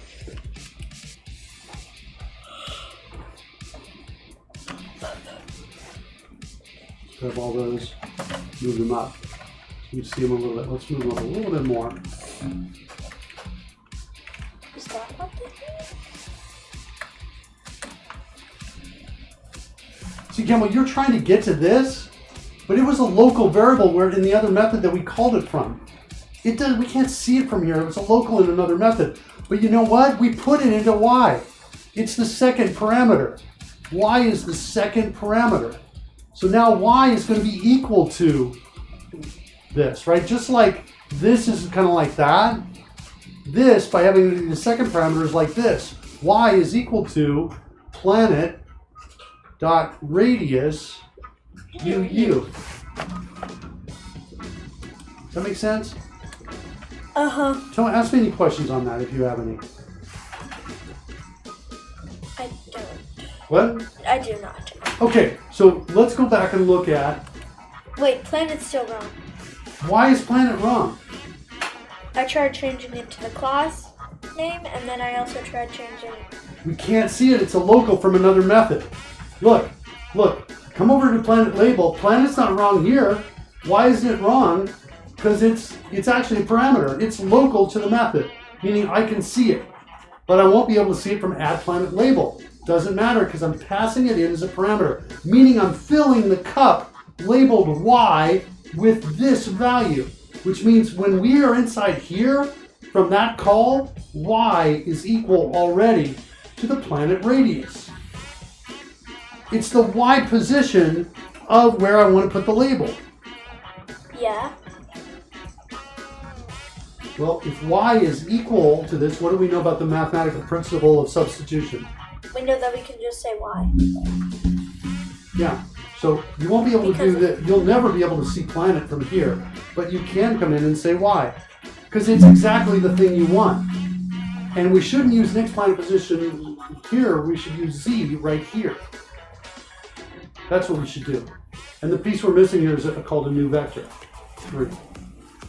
Okay, and this should be an X. And so now we've got, look at this, X, Y, and Z. And now all of a sudden it works.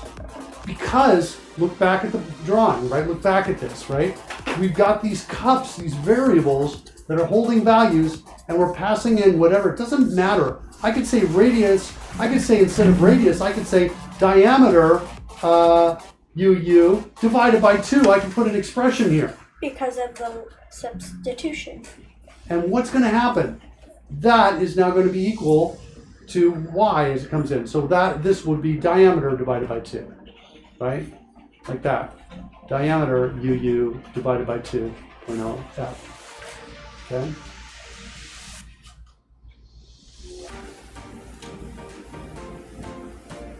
I'm feeling like you're a little bit quiet on this, and I want to kind of get to this point where we are feeling like, okay, wait, I'm getting this now. Is it clear to you? No, I get the calls versus declarations, but I don't get why Well, I'm loving what's about to happen. we made it planet a local variable. Why did we make planet a local variable? Why did we make planet a local variable? Let's go look at that.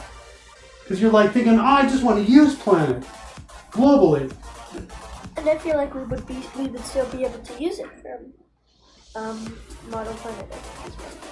Yeah, why can't we use it? We could totally do that is the answer to the question. Why do we make things local? If we make things local like this, like we're doing where we're passing from one place to another, the world is a safer place. We're only changing things that we have permission essentially to change. And if we make them instead, put them high up, like for example, next planet position is high up. The problem with it being high up, let's go jump up to its declaration. The problem with this is that anyone can change this at any time. Okay? So we don't want to have a lot of these. Okay? And we want to be careful about that. If we were to now say, look, when we are going through all of our planets, right, look, for each planet and all planets, this variable, is it a field variable or is it local? It's local. It's local, right? So we're starting with a local variable, and look, we're passing it into model planet. The cool thing about not making this be up at a field level is that we don't have iterator variables. We're not iterating over things that are changing in many places at once. If we do that in many places at once, one function at the same time might think I'm working on Earth, while another one thinks I'm working on Mars. And then they'll click.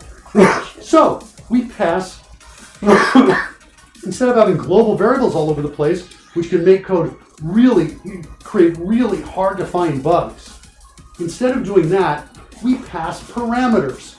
If we say, here you go, we're going to fill up these buckets, right? That's what we're going to do. We're going to fill up those buckets. So right there, we're just doing the same thing. We're modeling that. We're passing the local variable into model planet. And now here, is that a field variable or is it local? Or is it a parameter? Wait, sorry, what is My question to you is planet a field variable, meaning it's part of the class? Is it local? It's local. And it's called a parameter because it's between the parens. It means it's a bucket somebody's going to pass in. Yes. Or a cup. Okay, so now we've got a call to add planet label. Let me come in here and rename these just a little bit. I'm going to rename Y to planet radius. Okay? And I'm going to rename Z to planet Z position. So that's the center Z. The planet position Z. Okay? Now, add planet label. 2 lines of code we have so far. Yes. You were talking about offsetting it. Offsetting the label. Offsetting it by a constant, yes. Yeah. Or maybe not even a constant. Oh wait, no, yes, a constant. And don't we also have to get a component on that on that guy, and and turn it on, make it visible? Right, we do. Okay, so right here we can hit the code rush key, and we should be able to choose declare local and see what it wants to do. I'll let you do that. Hit the code rush key there on the instantiate call, Control that. and we're going to call this planet text or something like that. And because it's a local, I would encourage you to start with lowercase. Way to remember that is lowercase starts with an L and local starts with an L. Okay? Yes, Okay? got it. Oops.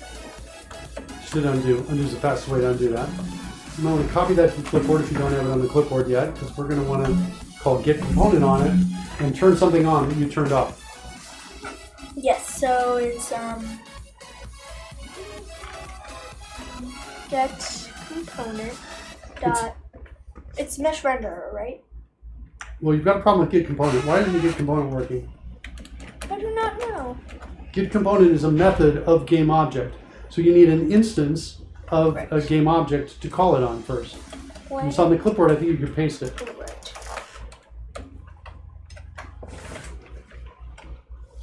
Get component dot. And get component wants to know the type that you're looking in, you're interested in. What do you mean?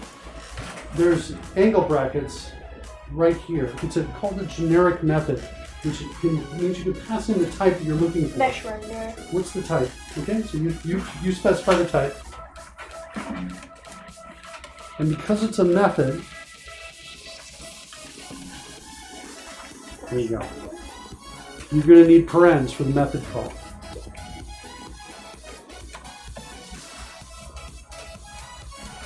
Alright. And then in here we say.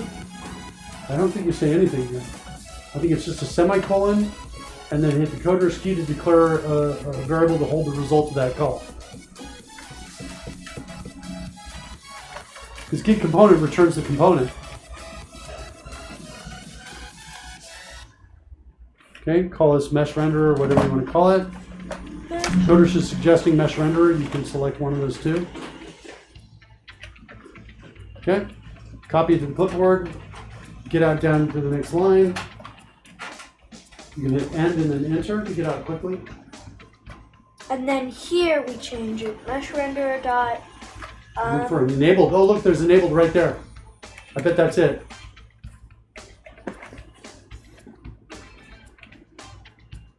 And is that it, or should we? You know, you got to say true? equals true. This is a field, I'm pretty sure, that you got to set to true or false. By the way, if you type in equals T, Coder will finish it up for you. Or just T space, Coder will finish it up for you. You're not lifting it up above it, but let's run it and see if it just shows up. Okay, so this is the rotation also. Oh, it's only Mercury's coming up. Should we mess with other instantiate code? And it doesn't have the material on it. Object forever is not set to an instance of an object. I don't think we signed the property. Game logic. We have to change things. Text prototype. Okay, try it now. Okay. Yes.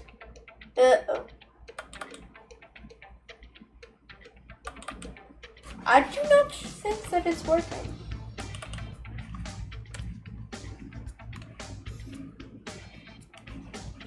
Or is it? I think there are like multiple. We didn't set the text. Can we set the text? We need to set the text. and it might be working, but it is... Too big. Oh, Can we wait. look at it from the sides? Those all look at the same height. Oh, no, they're not. No, it's working. Look. Oh, I guess it Instead of is. putting them up above it.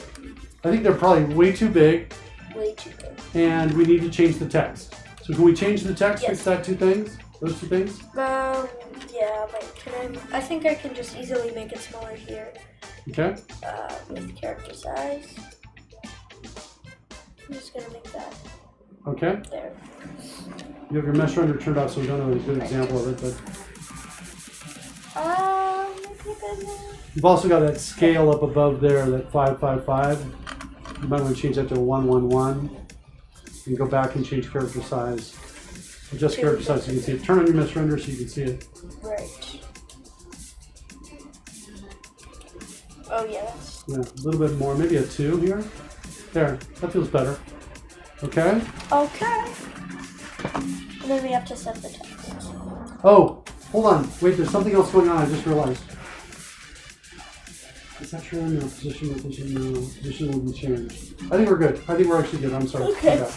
Okay. So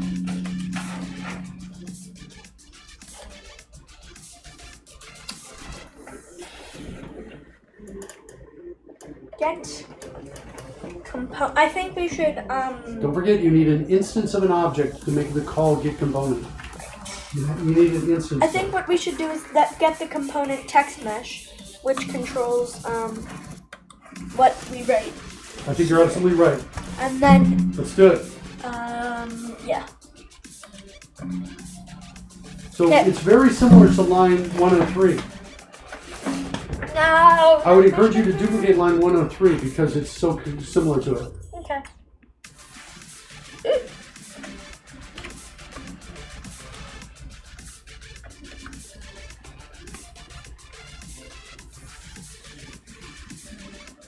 No, we want this to be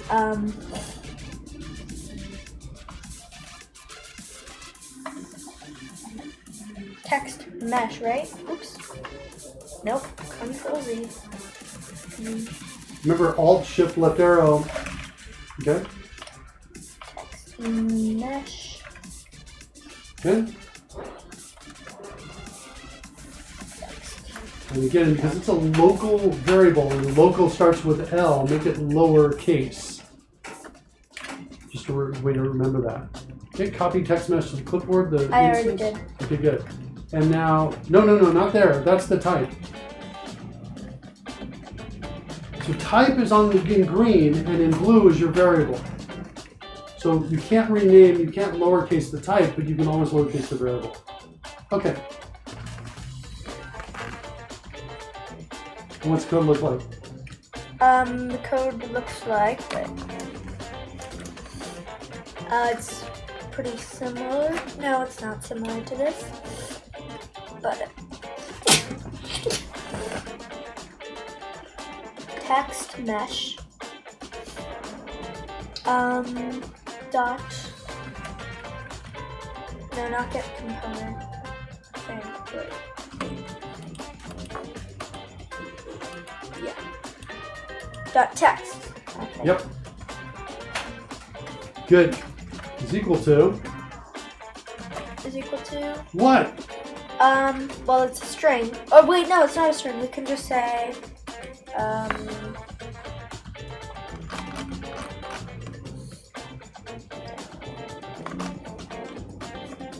name. Kind of. Or well, it's more than just name, but I think if we just start with name. Let me show you what you see if need. It works.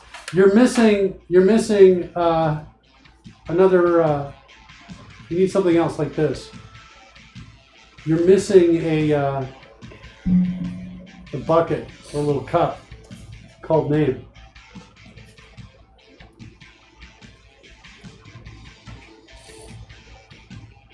You need it. You need to pass the name in.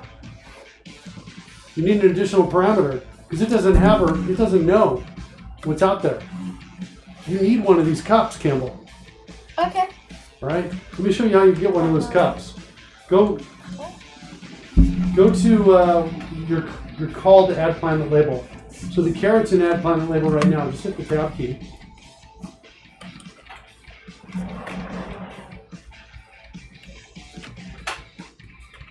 Oops. Tab's not taking it down. Oh, you know why? Because the code is broken down the bottom. We need at least a semicolon down here to end this line right here. Just clear up that. We'll come in back in a second. Okay, we're calling it here. Hit the code rush key. Put caret at the end like that. So we've got the end of this parameter. Hit the code rush key. Right there. Choose add parameter.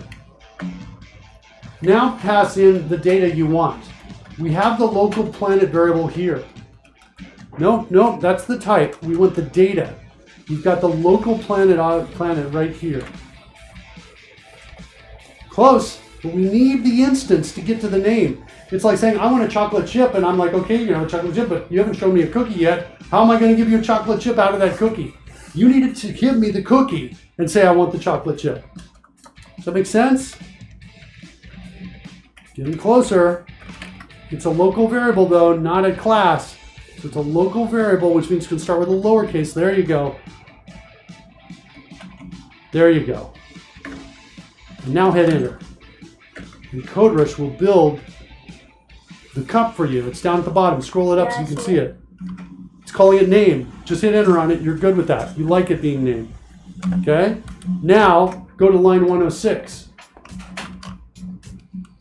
You've now added an additional bucket that you passed in, or additional cup of data. What goes here? Name. And now save and run.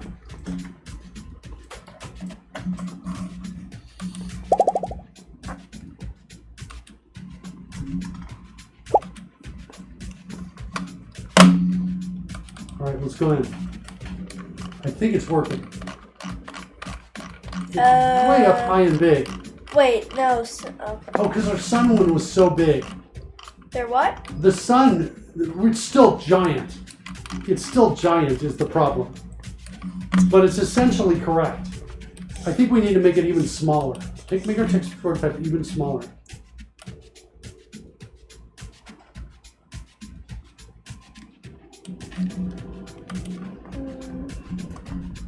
Better. Look at that. Better. Much better, I think. Oh. So Venus, we're right, the camera's right next to Venus because of the camera position, but move the camera off to the side a bit, and I think you'll start to see them lining up in a way that doesn't mess with things so much. I think we might want to make them smaller still. Okay, let's do it.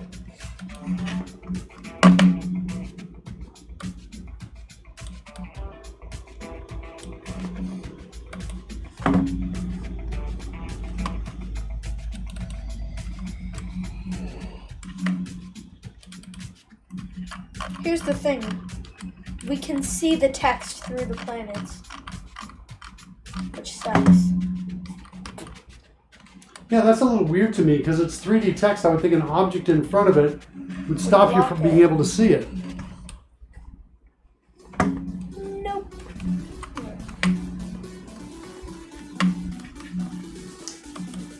I wonder if there's a quick fix for that. Unity 3D text appears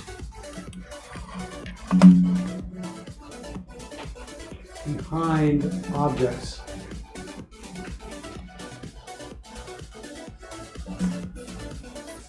Let me put 3D text not visible through objects. So an article looks like just a link to the article. Yes, that's what we want.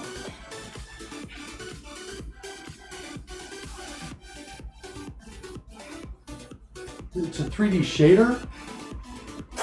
Place this shader somewhere in your assets folder hierarchy.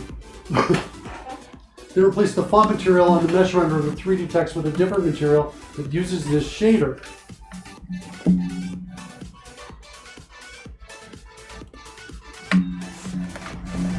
So I think, can we right click somewhere and create a new shader? Over here? Can we right click here and say create? Create and then shader is one of them. What does it say? It says place the shader somewhere in assets folder. You say what kind of shader to create. Well, if it's old, then I would guess that it's a standard surface shader. All right, we'll try that. And we're going to call this 3D text. Like they're suggesting. And hopefully when I open that up, you get a file. Doing this, but I'm not seeing the, looking for the shader. Here's the shader. Why does it have that? Double click it again. Here we go. Okay. And now I'm pasting in the example. Whoops, that's not it. So copy it over from my machine. Copy that right there. Switch back over to Campbell's machine. Paste it. Save it. Okay. So there I've saved it. Just making new material inside the shader. Wait. Hold on. Back over to my machine. Creating the shader and above is step 1. I've added the other steps with some visuals. So first make the material and assign the shader you made. So new material, then we're going to create, so we got to create a material and add our shader. Okay? So let's do that next. Campbell, can you do that? Yeah.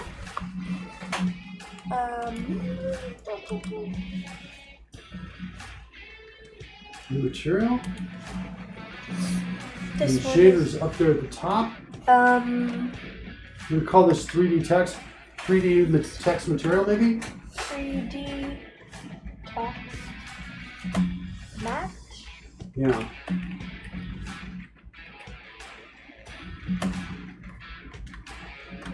Perfect, I love it. Now let's see if we can find our shader. Please be in there. I don't see our shader. No, I don't see it. Why don't I see it? Did you save everything? Why don't I see our shader? See, GUI, it says GUI 3D text shader is what it says. GUI 3D text shader. Let's look at it one more time. Is there one in there that said GUI 3D text shader? And shader, maybe I didn't, maybe I missed it. Wait. No, you already got our, you got a 3D text material already down there. Oh, sorry. Oh, you're checking to see if That's is that something else? Just look one more time. Click on the shader drop down. There's no GUI. Oh wait, GUI. Wow. 3D text 3D shader. text shader. Okay, cool. Back over to the instructions. It says, then assign the font texture you wish to use on this font 3D material. Okay, font texture. Oh, then we drag it. Okay, so cool. It's saying to drag it up over into here is what it's saying to do. Find the font texture that we want to use. We don't have a font texture yet. Wait, I think we do. We need do. to create one. We do. Oh, we do? Select. Right? Did we not? It's not a material, it's a font texture is what they're saying. Yeah, look. If you go to select, I was thinking we might have a font texture and we would be able to see it in there, but Yeah, I think it's just grabbing our images. Let's do this. Let's come in here, right click, and see if we can create a font texture. I think it might be a material to add, or not a material, a component on the text prototype. Let's go back over here. In the instructions, it looks like it's grabbing an actual font. Is what it's looking. Assign the font texture you wish to use. So these are font names right here. Right. These are fonts in the project. Does the project have any fonts? Can I create a font?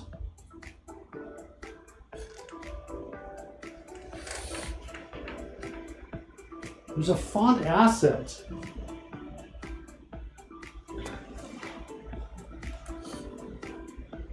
And is there regular font?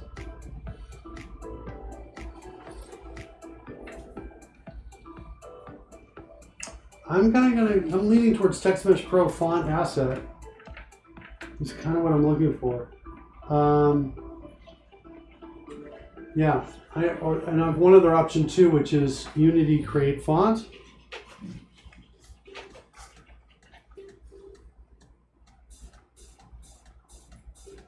That's font asset creation, TextMesh Pro. Freedom of custom font, Unity forum.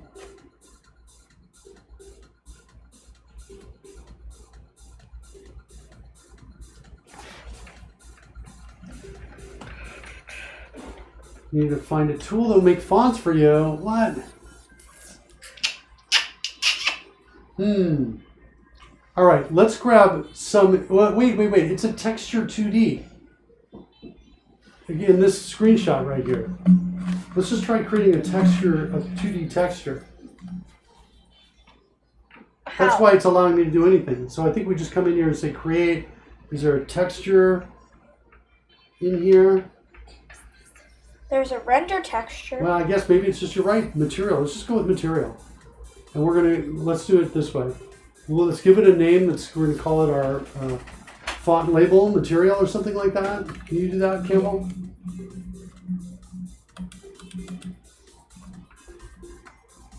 Or font match or something. Give it the color that matches the color you're already using.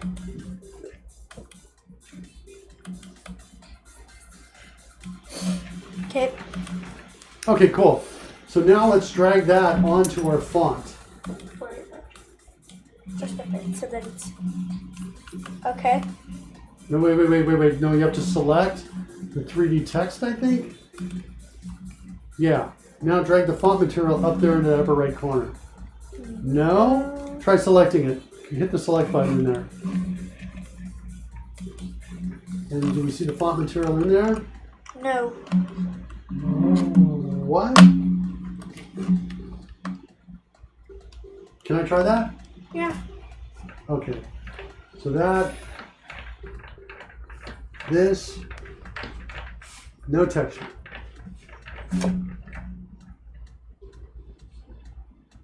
I'm going to do this for now. Okay. Just to see if we can get something and actually see it working. All right, back over to the steps. Then assign the font texture used to word use. Oh yeah, yeah. We might have a problem, but this is what will appear. It's got a preview. Yeah, the preview kind of looks a little bit. Oh, whoa. The preview, yeah, it actually is needing a font. Because I think if we zoom into back over on my machine, if we zoom into this, these are words that are written around the edges almost, I think. I'm starting to wonder if that's the case. It says this is what will appear. So I think we're going to have trouble. We need an actual font. We might have to research this for the next time. Let's follow the rest of the steps and see what we get. Holy cow.